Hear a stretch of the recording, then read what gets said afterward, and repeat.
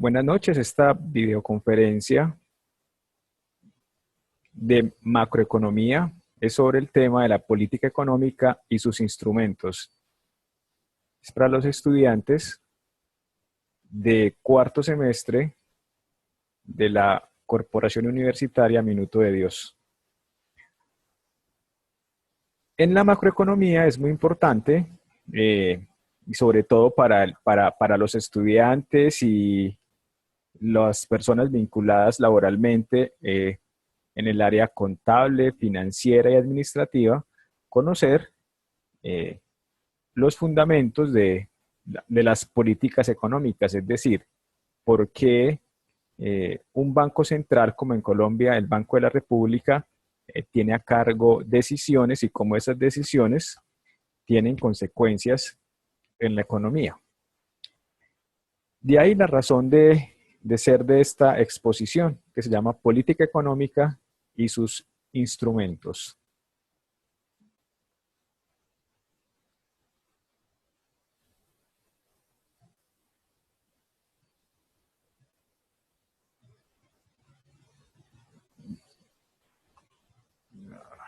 Ok, perdón. Bien. Si hay algún inconveniente, me lo hacen saber por medio del chat, por favor. Bueno, primero, una definición de política económica. Una política económica es una estrategia que formulan los gobiernos para conducir la economía de los países. O sea que así como las pequeñas empresas o las grandes empresas tienen unas estrategias, los países también tienen unas estrategias macroeconómicas para perseguir unos fines. Ahora, esas estrategias se desarrollan por medio de herramientas. Estas herramientas son las que son las que llevan a lograr los resultados económicos. Esta definición la encuentran en la biblioteca virtual del Banco de la República en el enlace que está al final de la diapositiva. Ahora, lo primero es dejar claro que el Banco de la República en Colombia es la autoridad monetaria, cambiaria y crediticia, y que esa autoridad la ejerce a través de sus políticas. Y lo repito, que estas políticas se desarrollan por medio de unas herramientas. La figura se llama Banco Central. En Colombia, este Banco Central se llama Banco de la República. Eh, No en todos los países se llama Banco de la República, cada país le puede tener una denominación diferente, pero les puedo decir que el Banco de la República de Colombia, o les puedo recordar, porque usted ya lo sabe por la lectura que estuvo haciendo acerca de la historia del banco, que el Banco de la República en Colombia existe desde 1923 y que eso fue consecuencia de una reforma de las finanzas en la nación y obedeció una tendencia mundial, eh, en cuanto a que se unificara, o que mejor dicho, que hubiera un solo banco central que emitiera moneda, porque antes de 1923 en Colombia, varios bancos comerciales podían emitir moneda, es decir, que en circulación los ciudadanos encontraban monedas del banco A, del banco B, del banco C, y eso pues tenía bastante problema porque pudiera darse el caso que comerciantes y personas del común no estuvieran, no confiaran en uno de esos bancos y por lo tanto no estuvieran dispuestos a recibir eh, dinero, billetes y monedas impresas y acuñados por esos bancos. Bien, la primera de estas políticas es la política monetaria. Esta política monetaria está relacionada con la cantidad de dinero que hay en la economía. Y el concepto fundamental es la base monetaria, que es la cantidad de dinero circulando en la economía. ¿Y por qué nos interesa saber la base monetaria? Porque pueden suceder dos situaciones. Primero, que haya un déficit de dinero en la economía, o sea, que falte dinero. o que puede haber un exceso de dinero en la economía. Los dos casos, que son casos extremos, tienen consecuencias negativas. Cuando hay un déficit de dinero en la economía, aumentan las tasas de interés porque el dinero es un activo financiero. Y como todos los activos, cuando ese activo es escaso, aumenta su valor. Y como el valor del dinero es la tasa de interés, entonces, de allí que si hay déficit de dinero, aumentan las tasas de interés. Y como consecuencia de esto, disminuye la producción, porque sabemos que las empresas requieren capital. Y ese capital lo van a obtener del sistema financiero, donde están los ahorros de la economía, ¿cierto? Entonces, al aumentar la tasa de interés, a esos empresarios les sale más costoso el dinero y por lo tanto ellos se abstienen de invertir. Por lo tanto, la producción disminuye. El otro caso es que haya un exceso de dinero en la economía, abundancia de dinero.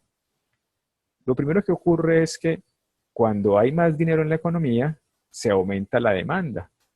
Pero como estamos hablando de la economía nacional, hablamos que aumenta la demanda agregada. Es decir, es la sumatoria de las demandas de los hogares, de las empresas, del gobierno, como ya lo hemos tratado en otras ocasiones. Como hay un exceso de dinero, este dinero se va, se lleva al comercio y en el comercio se compran bienes y servicios. ¿Por qué? Por la propensión marginal a consumir, ¿cierto? Como existe una propensión marginal a consumir, o sea que por cada peso adicional que se tiene en los hogares, en las empresas y el gobierno, por cada peso adicional hay una proporción que se gasta. Entonces, al haber más dinero, aumenta la demanda agregada. Y como consecuencia de esto, aumenta la inflación. Se genera una presión inflacionaria porque al haber más dinero, las personas estarían dispuestas a pagar más por los bienes que compran.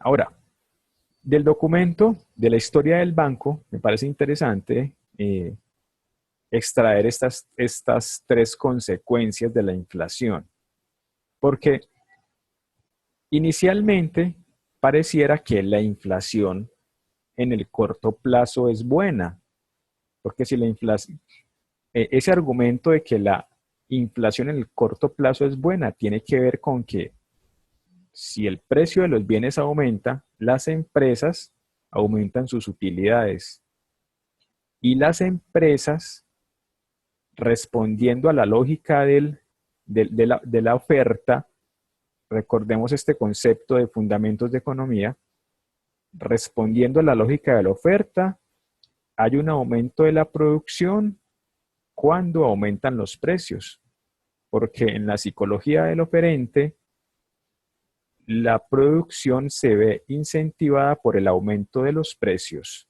y el aumento de los precios es la inflación. Por lo tanto, aumentan las utilidades de las empresas. Por lo tanto, las empresas van a producir más y en consecuencia necesitan más mano de obra.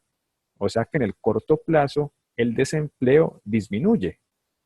Ese es el argumento para decir que en el corto plazo la inflación tiene efectos positivos. Sin embargo, a largo plazo, la inflación tiene efectos negativos. Y las principales consecuencias de la inflación son que afecta a los más pobres, como la limitación en cuanto a poder de compra, a poder adquisitivo, la tienen los pobres, porque los ricos no tienen esa limitación tan marcada, mientras que para los pobres el aumento de la inflación sí hace que se vea penalizado su consumo. ¿Por qué? Porque la mayoría, como lo tratamos en la videoconferencia anterior, la mayoría de los recursos de los pobres son para satisfacer las necesidades básicas y por lo tanto no pueden ahorrar. Entonces, mientras que las clases más favorecidas, a las clases ricas, pues un aumento de la inflación no les afecta tanto. En última sí los va a afectar, pero no tanto. Ahora, otra consecuencia de la inflación es que frena el crecimiento, porque continuando con el análisis de que en el corto plazo las empresas eh, aumentan su producción y contratan mano de obra, pues también sucede que la inflación también está amarrada a procesos cíclicos. Y es que cuando esas empresas empiezan a producir más, ese crecimiento de los precios no es sostenido y va a llegar el momento en el que tienen que disminuir su producción. Ahora bien, cuando miramos datos históricos de inflación y de tasa de interés, podemos encontrar que los datos están eh, relacionados directamente, es decir, si aumenta la tasa de interés, aumenta la inflación. Si disminuye la tasa de interés, disminuye la inflación. O sea que hay unas relaciones entre estas diferentes variables macroeconómicas. Y la tercera consecuencia es que reduce la eficiencia de la economía. Recuerden que la eficiencia en la economía hay una disyuntiva muy importante que es la eficiencia y la equidad, ¿cierto? La equidad tiene que ver con la distribución de la riqueza. Y, por ejemplo, después de un proceso productivo, en la economía hay unidades económicas que se benefician de ese proceso productivo y otras unidades que no se benefician tanto y otras que no se benefician. Entonces, lo que hace el gobierno por medio de sus políticas, por ejemplo, de orden social, de orden de educación y de salud, lo que hace es hacer una distribución de esa riqueza a los más necesitados por medio de subsidios, por medio de programas de educación, de salud, de esparcimiento y de todo lo demás. Eso es la equidad, ¿cierto? Pero la eficiencia es cuando en esa distribución de los recursos se busca optimizar la distribución. Por ejemplo, cuando para acceder a esos recursos del gobierno hay unas condiciones. Voy a poner un ejemplo en el sector de la educación. En la equidad podríamos destacar que en Colombia la educación básica primaria es gratuita en los colegios del Estado, ¿cierto? Es equitativo. En todos los colegios del Estado la educación debe ser gratuita. ¿Dónde vemos un criterio de eficiencia? Que hay unas universidades que son del Estado, por ejemplo, acá en Medellín, la Universidad Nacional, la Universidad de Antioquia, pero ahí hay un criterio de eficiencia, porque fíjese que no todo el que quiere estudiar en esas universidades puede hacerlo, porque hay unos criterios de eficiencia en cuanto a que las personas que sean beneficiadas por el gobierno y estudien en esas universidades, pues deben cumplir una serie de requisitos, como por ejemplo un examen de admisión. Y ese es el criterio de eficiencia, porque los recursos son escasos y se supone que la mejor forma o la manera más eficiente de hacerlo sería invirtiéndolos en personas que están, entre comillas, que son más aptas, entre comillas, que otras. o sea, siguiendo un concepto de eficiencia. Ahora, en la economía, cuando hay inflación, se reduce la eficiencia, porque como los recursos son escasos y el gobierno va a hacer una distribución de la riqueza, si la tasa de interés, si la inflación es alta, quiere decir que los bienes y servicios son altos. Y si el gobierno tiene, por decir algo, unos comedores comunitarios, unos comedores o comederos, no sé cómo decirle, unos restaurantes escolares, entonces va a ser más costoso comprar los alimentos para poder, o las materias primas para poder sostener estos restaurantes escolares. Entonces, eso reduce la eficiencia, porque si aumenta la inflación en este restaurante, ya no podremos alimentar 500 niños, sino tal vez 450 o 400 niños, porque por el efecto de la inflación, los recursos no alcanzan para alimentar a los mismos niños que antes, ¿cierto? Entonces, la inflación sí reduce la eficiencia. Por lo tanto, no es deseable la inflación. En la política monetaria tenemos dos herramientas. La primera herramienta se llama las OMAs, las operaciones de mercado abierto, y la segunda herramienta se llama el encaje legal. Las operaciones de mercado abierto pueden ser permanentes o pueden ser temporales. ¿Y cuándo o cómo se desarrollan las OMAs? Resulta que por medio de títulos de tesorería que se llaman TES, el Banco de la República puede sacar dinero de la economía o puede ingresar dinero a la economía. Porque recuerda que estamos hablando de política monetaria. Entonces, esta operación de mercado abierto es para sacar dinero de la economía cuando hay un exceso de dinero, y cuando hay un déficit de dinero en la economía, pues agregar dinero a la economía. Lo hace por medio de las OMAs. Y el mecanismo es por medio de los títulos de tesorería, que se llaman TES. Entonces, el gobierno compra y vende TES. Por ejemplo, cuando el gobierno vende TES, lo que hace es recoger dinero de la economía, porque las empresas y los inversionistas que están en la economía le entregan el dinero al gobierno. Entonces el gobierno saca dinero de la economía.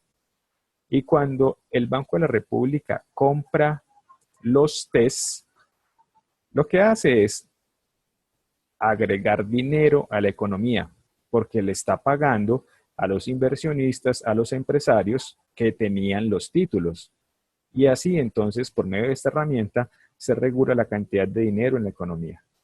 Y el segundo se llama el encaje legal, y el encaje legal es menos utilizado, y este encaje legal afecta la liquidez del sistema financiero, porque el encaje legal es simplemente establecer un porcentaje de la cantidad de dinero que se mueve en la economía, pero que ese porcentaje se debe quedar se debe quedar en encaje, o sea, se debe quedar, inicialmente se quedaba en las cajas fuertes de cada uno de los bancos comerciales. Como dice acá, en esta definición del Banco de la República, el encaje bancario es ese porcentaje de recursos que deben mantener congelados los intermediarios financieros que reciben captaciones del público. Entonces los bancos, cuando reciben dinero de los ahorradores, cuando venden CDTs, cuando hacen cualquier actividad que le permite captar dinero del público, existe una resolución que todavía está vigente, es la resolución 05 del 2008. En esta resolución se le dice a los bancos qué porcentaje de dinero captado en las operaciones que desarrolla debe dejar congelado o debe dejar sin utilizar como reserva en el banco. Entonces, anteriormente ese dinero permanecía en la caja fuerte de los bancos. Ahora tienen la posibilidad de que el Banco de la República, si hay Banco de la República, pues en la ciudad donde están esos otros bancos, se los guarde, ¿cierto? Les sirva de caja fuerte. Entonces el Banco de la República fija las tasas de encaje y no todos los depósitos tienen el mismo porcentaje. Ustedes pueden consultar esta resolución 05 del 2008 y ahí pueden encontrar cuáles son esos diferentes porcentajes. Esta política no es tan usada y una muestra de ello es que esta resolución no se ha cambiado desde el 2008. Si el encaje legal fuera una buena herramienta de política monetaria, cada rato estarían cambiando estos porcentajes, ¿cierto? Pero como no es una forma eficiente, pues no los cambian. Muy bien. La política cambiaria, como su nombre lo dice, está relacionada con el manejo de la tasa de cambio. ¿La tasa de cambio de qué? La tasa de cambio de la moneda local con respecto a las monedas de otros países, que generalmente, pues por lógica, son los países con los cuales tenemos intercambios comerciales. El país con el que Colombia tiene más intercambios comerciales es Estados Unidos. Por eso nos interesa más en tasa de cambio el dólar. Pero también nos interesa el euro y las demás monedas de los países con los cuales tenemos intercambios comerciales. Si hay una moneda que se usa en el país X, pero con ese país no tenemos comercio internacional, no nos interesa esa tasa de cambio. ¿Por qué? Porque nuestros empresarios, cuando exportan, no van a recibir esa moneda. Nos interesan las monedas que reciben nuestros empresarios cuando exportan y también las monedas que necesitan nuestros empresarios cuando van a importar. Porque cuando un empresario va a importar, paga en la moneda de ese país de origen, de donde vienen las mercancías o de donde vienen los productos. De ahí la importancia de una política cambiaria. En Colombia, la tasa de cambio resultado del mercado, es decir, en Colombia existe sistema de cambio libre o flexible desde 1999. Antes de 1999 existía una banda cambiaria. El gobierno decía cada semana cuál sería el precio techo y cuál sería el precio piso, o sea, el precio más alto y el precio más bajo al cual se deberían comprar y vender las divisas, principalmente los dólares.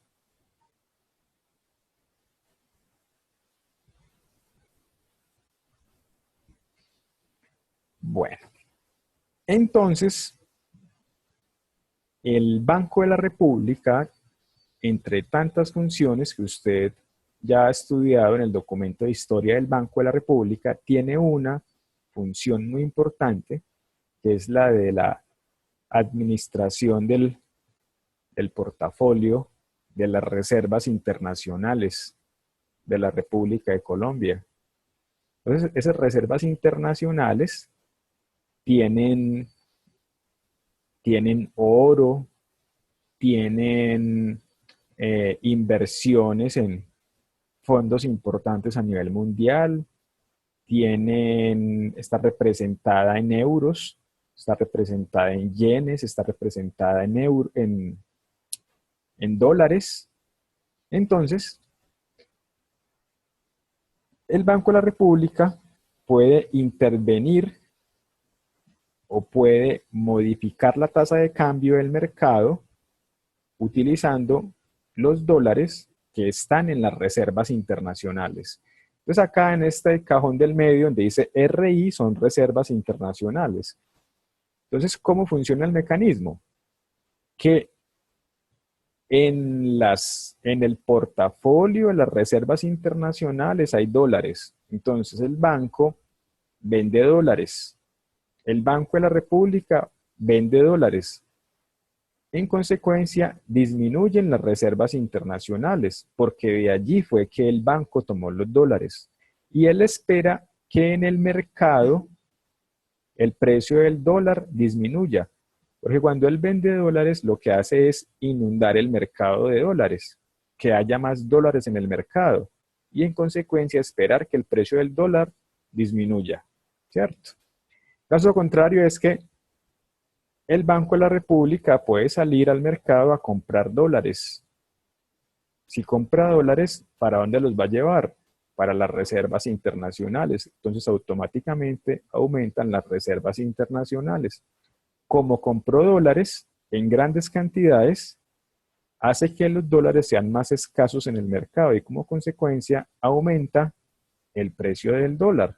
Entonces, la intervención del Banco de la República en cuanto a la tasa de cambio es por medio de la compra y venta de dólares.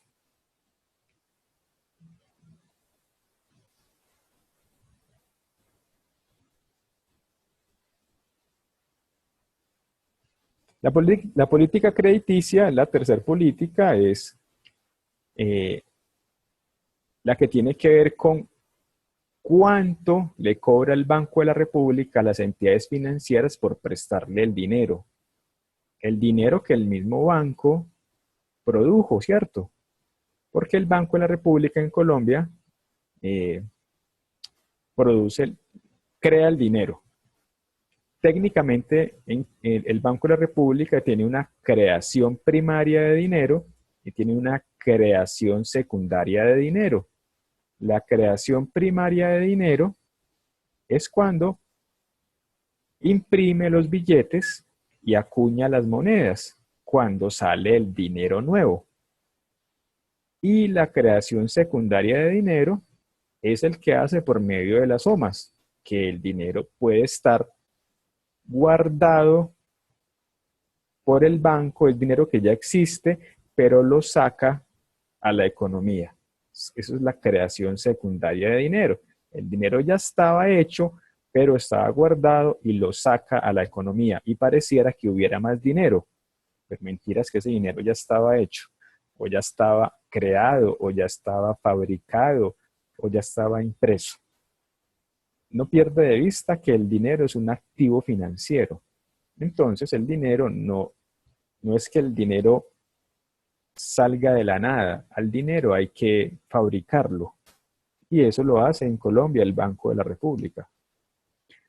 Bien, resulta que el Banco de la República, este es un dato actualizado, la tasa de intervención del Banco de la República actualmente está en el 7.25 efectivo anual. Recuerden que cuando una tasa de interés no presenta información acerca de si es efectivo o nominal, usted sabe que es efectivo anual. Esta tasa del 7.25 efectivo anual es lo que el Banco de la República le cobra a los bancos comerciales por prestarle el dinero. Porque el Banco de la República crea el dinero, pero en la economía, al sistema, lo entrega por medio de los intermediarios financieros, que son los bancos comerciales, ¿cierto? Las entidades financieras. Y el banco le cobra 7.25 actualmente. El banco puede aumentar esa tasa de interés o puede disminuirla. En los últimos años, se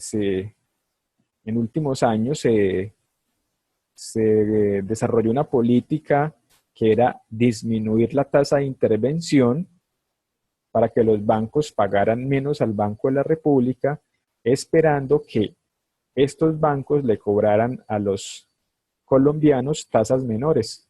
Pero eso no ocurrió. ¿Por qué?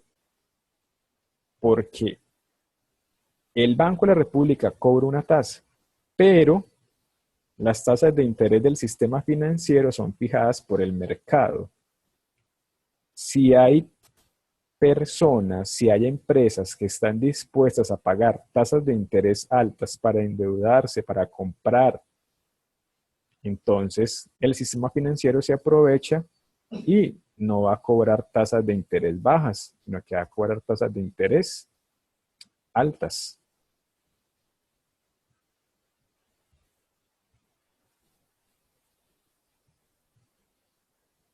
Bueno,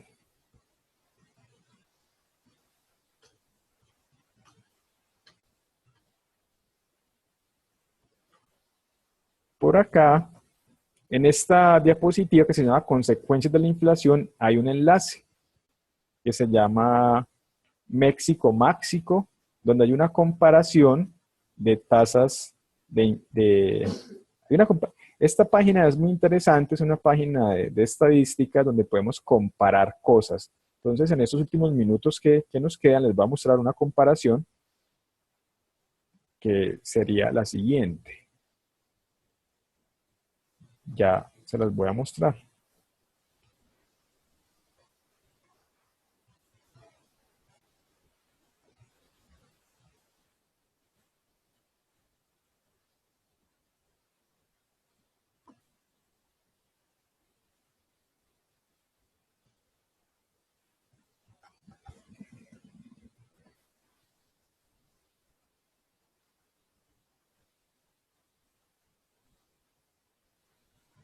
Acá está. Muy bien. Entonces,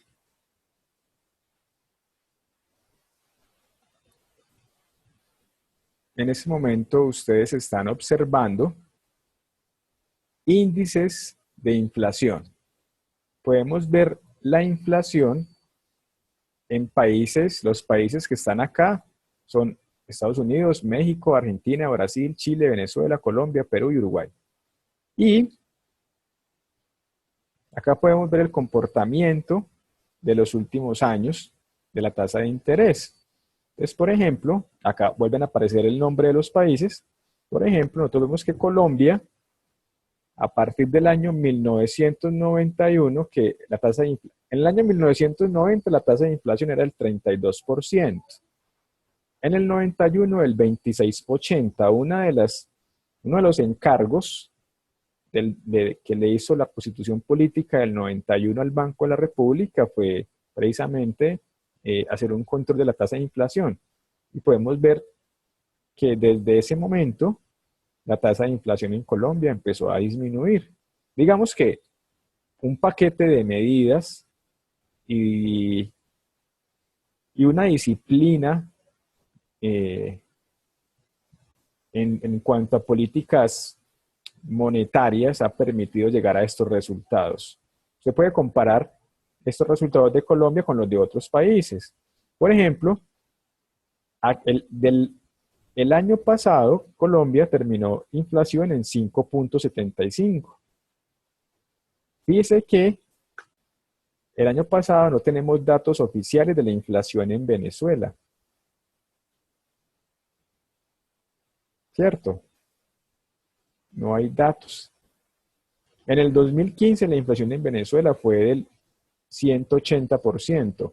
En el año 2016, en el mes 9, en Venezuela, la inflación rondaba el 400%. Y cálculos del Fondo Monetario Internacional decían que al final de año Venezuela podría terminar en un 700%, pero no hay cifras oficiales, ¿cierto? Ahora, hay otros países que también tienen un desempeño muy bueno en cuanto a inflación. Por ejemplo, Perú. Lamentablemente acá no está Ecuador para comparar. Y una economía, un síntoma de que la economía está sana es la inflación. Porque la inflación se puede interpretar como un síntoma de la economía, como la salud, cómo está la economía. Recuerden que como los precios son tan importantes, porque los precios dan cuenta de, de- de lo que pasa en un mercado, y si los precios son estables, podemos decir que la economía es estable. Bueno, aprovechando estos minutos que nos quedan, quiero responder un par de preguntas que tengo acá en el chat. La primera es, hablemos de la diferencia entre devaluación y revaluación. Entonces, ubiquémonos en Colombia y nuestra moneda, el peso, lo vamos a comparar con el dólar, ¿cierto? Cuando el dólar comenzó a aumentar de precio, los colombianos teníamos que pagar más pesos por cada dólar. Pagábamos 3.000 pesos, 3.100, 3.200. Se dice que la moneda colombiana se estaba devaluando. Porque se estaba devaluando porque valía menos con respecto al dólar. O sea, había que pagar más pesos por cada dólar. Caso contrario, cuando el dólar comienza a bajar su precio y hay que entregar menos pesos por cada dólar, decimos que la moneda local se está revaluando. Decimos que el peso se está revaluando porque toma valor, aumenta su valor con respecto al precio de la divisa. O sea,